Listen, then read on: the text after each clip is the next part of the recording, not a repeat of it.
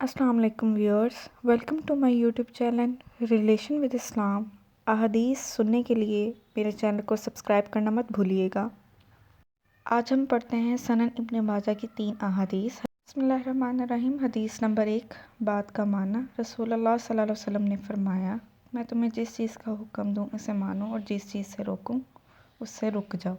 حدیث نمبر 2، حکم تبدیلی۔ رسول اللہ صلی اللہ علیہ وسلم نے فرمایا، جو چیز میں نے تمہیں نہ بتائی ہو اسے یوں ہی رہنے دو، اس لیے کہ تم سے پہلے کی امتیں زیادہ سوال اور اپنے انبیاء سے اختلاف کی وجہ سے ہلاک ہوئیں۔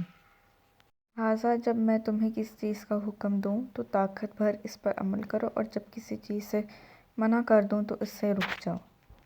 حدیث نمبر 3، اطاعت رسول۔ رسول اللہ صلی اللہ علیہ وسلم نے فرمایا، جس نے میری اطاعت کی اس نے اللہ کی اطاعت کی اور جس نے میری نافرمانی کی اس نے اللہ کی نافرمانی کی۔